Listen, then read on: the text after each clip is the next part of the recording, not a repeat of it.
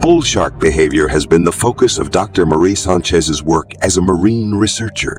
She had logged innumerable dives on the Floridan coast oceans, studying and recording the behaviors of these amazing animals. Bull sharks are especially exciting to examine because of their reputation for aggression and their propensity to survive in both freshwater and saltwater habitats. Dr. Sanchez has done a lot of study on the movements and social behavior of bull sharks. She has utilized sophisticated tracking devices to monitor individual sharks as they migrate between various environments because she is especially interested in their migratory patterns. Bull sharks, which are known to be opportunistic predators and dine on a range of food, including fish, turtles, and even other sharks, are a particular focus of Dr. Sanchez. Bull shark behavior may be affected by the distribution and availability of prey species, which in turn can be influenced by other environmental variables, such as changing water temperatures. She had been methodically organizing her research for months after receiving a grant to investigate the movements and behavior of bull sharks in the Gulf of Mexico. Since there was a healthy population of bull sharks in the Gulf of Mexico, it was the perfect place for Dr. Sanchez's investigation. Based on her prior observations of shark activity in the region the day of her dive, she had carefully chosen a place for her dive. Early in the morning, Dr. Sanchez set up her tools, inspecting each component to make sure it was in flawless operating condition. As she headed to the diving site, she did a last check of her research strategy, going over each step in detail to make sure she hadn't missed anything. Dr. Sanchez had a combination of exhilaration and anxiety. She was aware that researching bull sharks may be risky, and that even seasoned scientists could become victims of an unexpected attack. She was enthusiastic about her job, however, and she thought that the knowledge she would get from her studies may significantly advance our knowledge of these interesting animals. Dr. Sanchez started working as soon as she arrived at the diving site. She carefully put on her diving suit and wetsuit, making sure that everything was fastened. Dr. Sanchez then dove into the Gulf of Mexico's crystal clear waters, her pulse pounding with anticipation as she spent the next several hours studying and recording the behavior of the bull sharks she came across. She meticulously recorded each observation in her study diary while collecting data using underwater cameras and tracking gadgets. She was watching a bunch of bull sharks closely when she spotted one specific shark, a giant female acting in an odd way. The shark was swimming erratically and rapidly back and forth, seeming disturbed. As the shark started to circle her, Dr. Sanchez started to become worried. She was moving at an increasingly frantic pace. Despite her dread, she knew that the shark had probably been startled by her presence and was becoming hostile. If she wanted to survive the encounter, Dr. Sanchez realized she had to stay calm and logical.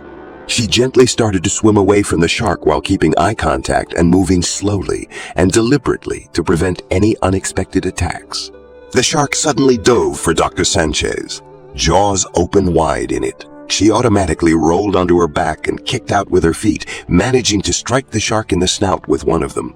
She swam away as quickly as she could after the hit, attempting to put as much space between herself and the shark as she could. As she looked back over her shoulder, expecting to see the shark pursuing her, she could feel her pulse racing in her chest. She was relieved to see that the shark did not follow her after seeming to be briefly startled by the punch to its snout. Instead, it swam about in the water as if weighing the pros and cons of launching another assault. Dr. Sanchez was aware that she must never, ever let her defenses down. She swam back toward the boat while being watchful and keeping an eye on the shark's movements, but just as she started to feel relieved, the shark quickly dove back toward her. Dr. Sanchez was unable to use surprise this time. She rapidly moved her body to the side as soon as she was prepared, barely escaping the shark's teeth. She kicked out with her feet, pounding the shark's side with all of her power as they shut in front of her face. The shark seemed to be stunned once again by the hit. It then moved backward a few feet while circling in place, perhaps considering its choices. Dr. Sanchez was aware that she was running out of time to fight the shark. With adrenaline running through her veins, she had to get back to the boat before the shark chose to launch another assault. Dr. Sanchez plunged herself into the water as quickly as she could, her arms and legs moving in perfect unison.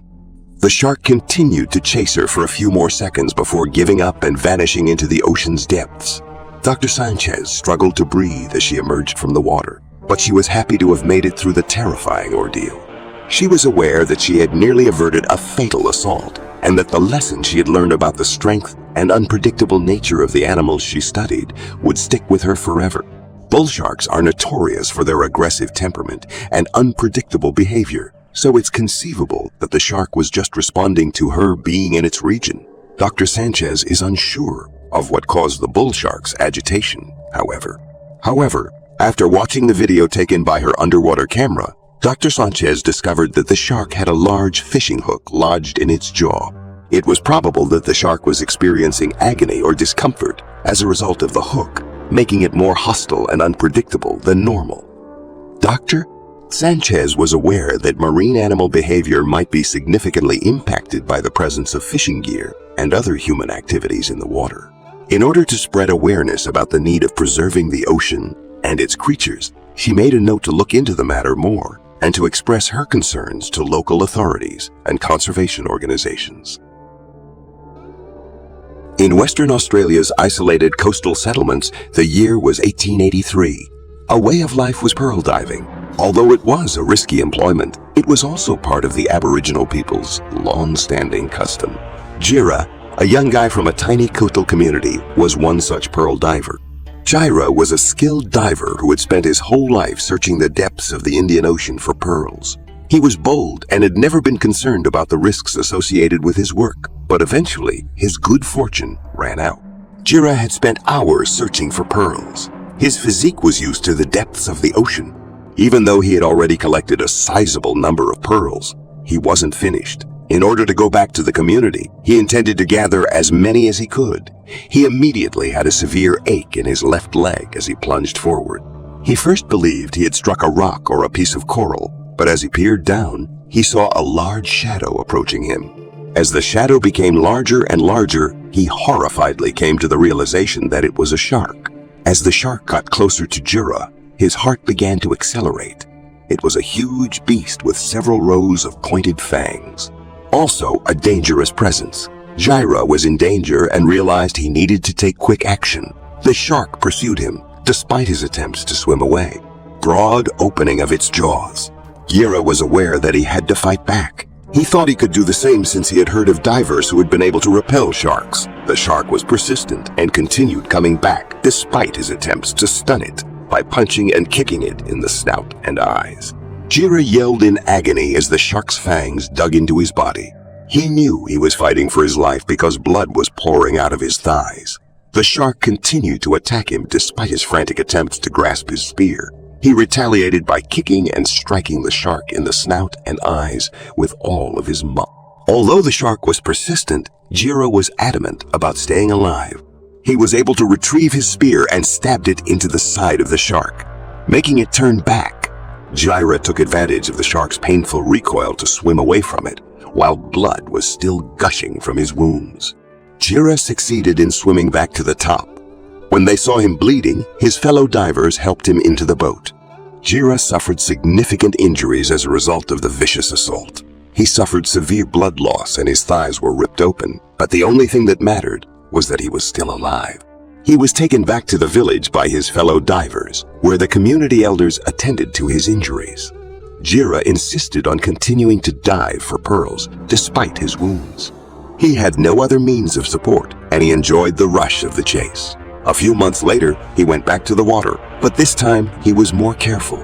He had gained important knowledge concerning the perils of the distant past, and Jira rose to prominence in the community as an elder.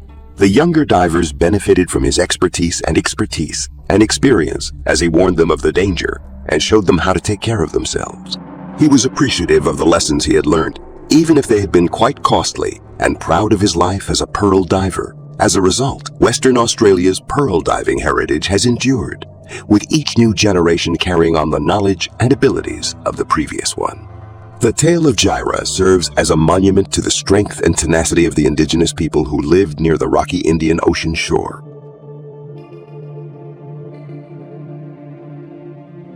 A Californian pair of surfers named Sebastian and Olivia had just been married.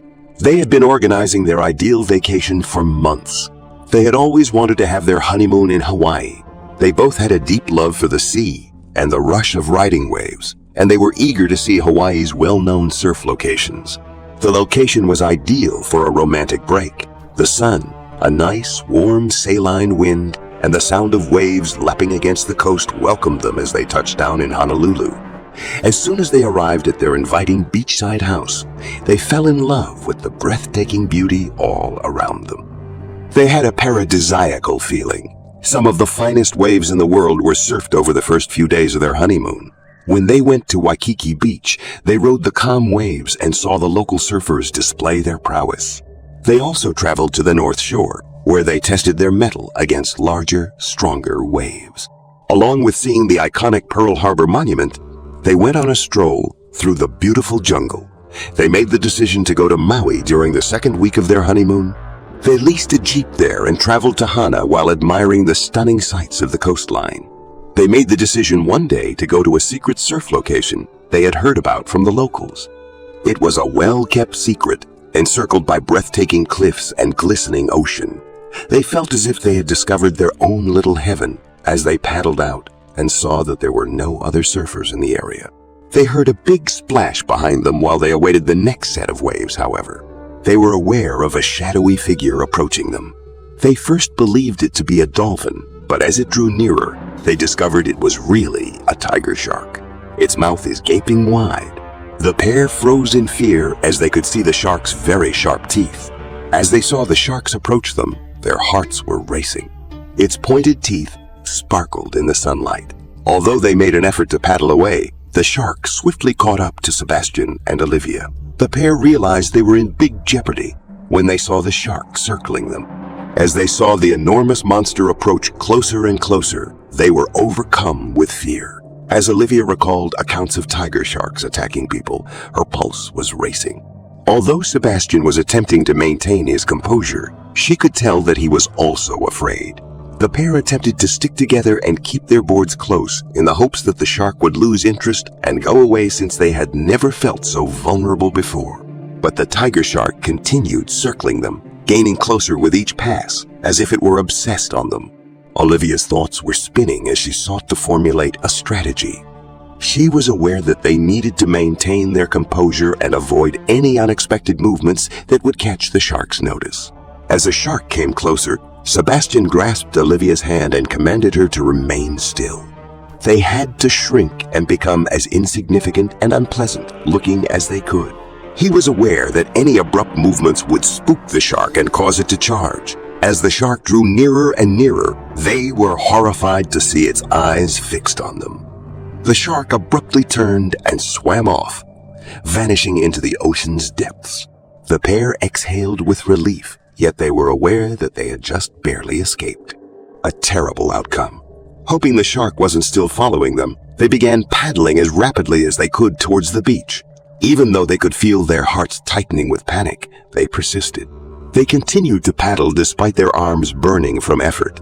When they finally arrived at the coast, they scrambled across the sand while sweating and panting. Olivia and Sebastian paddled back to land. Awed to still be alive yet shaken, they were conscious of their good fortune and resolved never to forget the dread they had felt that day. From that point on, they made a commitment to respect the ocean's inhabitants, notably the powerful tiger shark, and to always be mindful of its threats. Sebastian and Olivia were aware that their honeymoon had come to an end and that they had created memories that would last a lifetime. One of the most horrific things a human can observe, much alone experience, is the hostility of a provoked shark.